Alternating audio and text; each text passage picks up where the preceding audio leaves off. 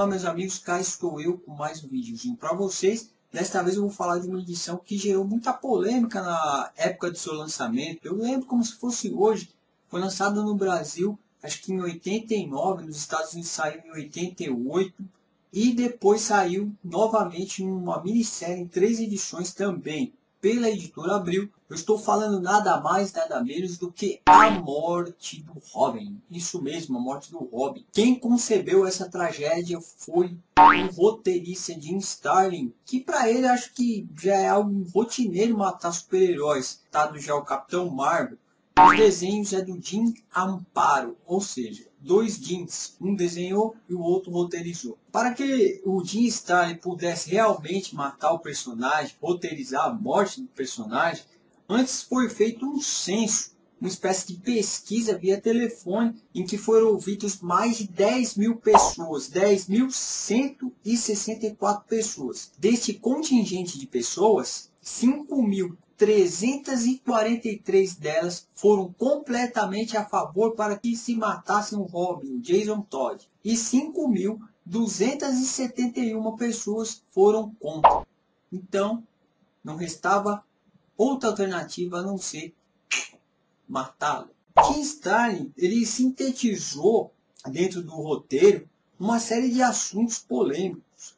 Ele colocou gangues pedófilas, colocou guerra do Oriente contra o Ocidente, venda de armas como bombas nucleares e também colocou essa questão dos terroristas. Isso tudo bem antes dos fatos ocorridos depois de 2001. No 11 de setembro. A história começa com o Batman e o Robin desbancando uma quadrilha de pedófilos. Isso mesmo que você ouviu, de pedófilos. O Robin é mais impulsivo e ele se lança em cima dos caras e começa o quebra-pau. O Batman não fica nada contente com isso, porque no começo da história a gente já nota a preocupação como o morcego tem com esse moleque Peralta. Só resta uma coisa a ele fazer: dá uma baita bronca no menino, para que ele não faça mais aquilo. Afinal de contas, ele está sendo irresponsável em agir dessa forma. Coisa de adolescente. Nesse meio tempo chega a notícia de que o Coringa fugiu mais uma vez do Asilo Arkham, sem que antes, é claro, não deixasse para trás um rastro de morte e pessoas sorrindo por ter morrido. Ao fugir, ele fica meio sem saber o que fazer, porque todos os esconderijos dele foram desativados pela polícia. É claro que ele sempre tem uma carta na manga, e ele tem aí um artefato nuclear escondido, algo que não foi descoberto pela polícia, vai saber por quê. E um dos seus comparsas auxilia ele num trâmite muito maluco que envolve a venda desse artefato para o mercado negro, mais precisamente para o Oriente. Voltando ao Jason Todd, ele fica nervosinho, fica chateado pra caramba, porque o Batman deu uma bronca nele e tal, e ele começa a discutir com o Batman e sai emburrado. Ele acaba indo parar no bairro antigo dele, onde ele viveu enquanto estava aparentemente órfão. Ao chegar em seu antigo bairro, ele começa, uma vizinha o reconhece ao olhar pela janela e chama ele. Ela informa que guardou alguns pertences enquanto ele tinha mudado de lá, porque os antigos proprietários do imóvel venderam tudo que tinha dentro da casa dele, ou melhor, do apartamento. Então ele pega a caixa que a vizinha guardou, cheia de documentos, né, e vai para casa. Chegando lá, ele abre e encontra uma certidão de nascimento. Isso mesmo, a certidão de nascimento dele. E ele começa a olhar e ver algo que chama a atenção dele, que é o nome da mãe dele completamente apagado, com exceção da letra do primeiro nome, que é a letra S. Mas aí ele indaga: ué, mas minha mãe se chamava Catherine, por que letra S? Então ele começa a vasculhar ali na caixa de novo e encontra uma antiga agenda do pai dele, aonde ele começa a folhear e percebe que tem pelo menos 3 nomes de mulheres com a letra S. Ele, como não é nada bobo, aprendeu com o Batman, né, técnicas de investigação e tal e coisa, ele vai até a Batcaverna acessar o computador e lá ele descobre quem são as mulheres que estão relatadas na agendinha do pai dele. As 3 que começam com a letra S. Uma é uma agente em Israel, chamada Charming Rose. A outra é uma mercenária. Tudo leva a crer que ela é uma mercenária, se envolve aí com as coisas meio erradas, de nome Shiva. A terceira é uma mulher de nome Sheila, que trabalha na Etiópia com uma organização não governamental ligada à ONU. E ela trabalha lá ajudando as pessoas necessitadas. Neste meio tempo, o Batman descobre os planos maquiavélicos do Coringa em vender esse artefato nuclear. E ao mesmo tempo, o Alfred vem aí mostrando um bilhetinho que o Jason Todd deixou, dizendo que se pirulitou.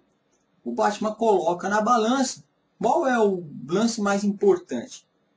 Ele ir atrás do Coringa, um louco, que está prestes a vender artefato nuclear, ou ir atrás do Robin.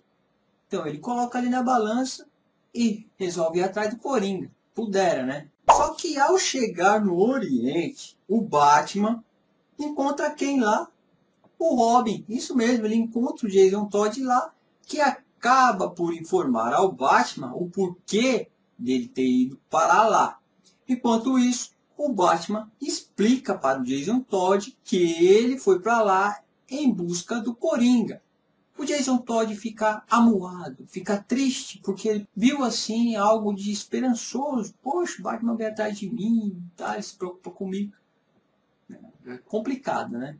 Meus amigos, no começo dos anos 90, essa saga aí do Robin, né, que conta essa trágica história dele, fez tanto sucesso que foi motivo até do surgimento de uma banda tecno-pop ou tecno-brega, como vocês preferirem, de nome Que Fim Levou o Robin. Vamos recebendo agora o grupo convidado do nosso programa, Que Fim Levou o Robin!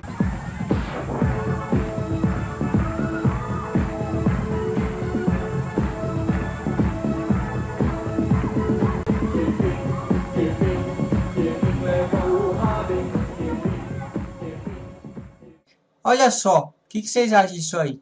Conheciam? Não? Comentem aí o que vocês acham disso. Então, já que estão juntos, resolve se unir, une força com o outro e resolve ir atrás do Coringa. Chegando lá, eles desbaratam os planos do maluco. É claro que eu não vou contar como isso aconteceu. Acontece uma série de eventos muito legais que vale a pena você verificar por você mesmo. Eu vou deixar linkado os scans para você. Vale a pena baixar. Ele acaba encontrando nesse trâmite aí aquela primeira mulher que era suspeita de ser mãe dele. Só que ele acaba por descobrir que ela não é mãe dele. Com o Coringa aparentemente fora da jogada, eles partem em busca da segunda suspeita de ser mãe do Jason, a tal de Shiva, que está ali pertinho no Líbano. Então eles partem para lá e descobrem que ela está ligada a uma organização de mercenários, mais precisamente como treinadora desse grupo. Meus amigos, a mulher é um diabo em pessoa. Ela apaga o Robin, depois dá uma coça no Batman. Vocês nem imaginam. Mas antes disso, é claro, ele descobre que essa mulher é uma tal de Lady Shiva. Luta para caramba. Vale a pena vocês verem no scan. A mulher é tão difícil que o Batman é obrigado a usar uma técnica que ele mesmo gosta de usar para que ela fale se é mãe ou não do Robin. Porque ela é realmente uma mercenária de nível superior. Ela acaba falando, coisa que acaba ser confirmada como negativa. Ou seja, ela não é a mãe do Robin.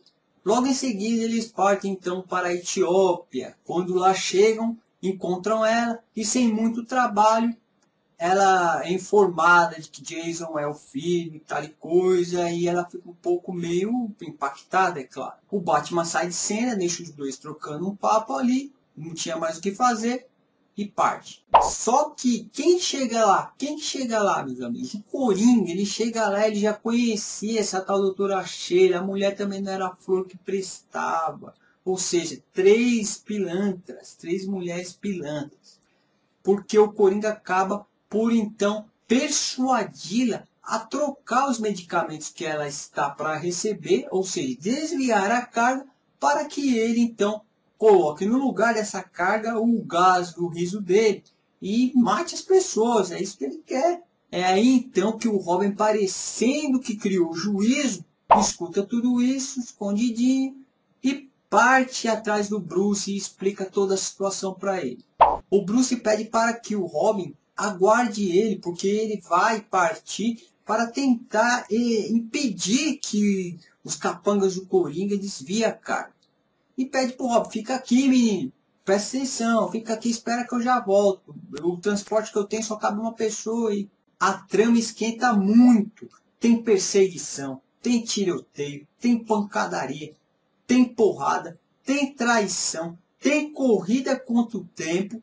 E tudo isso culmina naquela cena que todos nós já conhecemos, nesta aqui.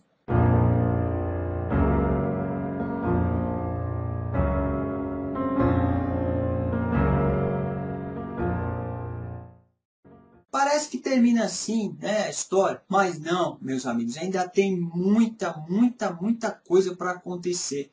Tanto que o Batman retorna e quem entra na trama? O Super-Homem. O Super-Homem acaba entrando na trama também, o escoteirinho dos Estados Unidos. É daí, então, porque algumas pessoas começam a ter raiva no final dos anos 80 do Super-Homem, da forma como ele era usado. E por que o Super-Homem entra na trama? Para piorar, o Coringa, após reviravoltas constantes dessa trama, ele se torna embaixador. Isso mesmo, embaixador do Irã. Então é isso, meus amigos. Eu não vou contar mais o que acontece, já falei bastante. E eu acho legal isso, essa interatividade e aguçar a curiosidade de vocês. Eu sei que muita gente já leu essa história, né? Mas para quem não leu, vale a pena. Vou deixar os scanzinhos aí, vocês baixam e divirtam, tá ok? E claro, se você gostou do vídeo, dá aquele like que eu vou ficar feliz, vou ficar contente. Inscreva-se no canal, meus amigos. Inscreva-se no canal, tá ok? Um forte abraço a todos e até mais. Este homem é lindo. Vocês não acham? Like pra ele.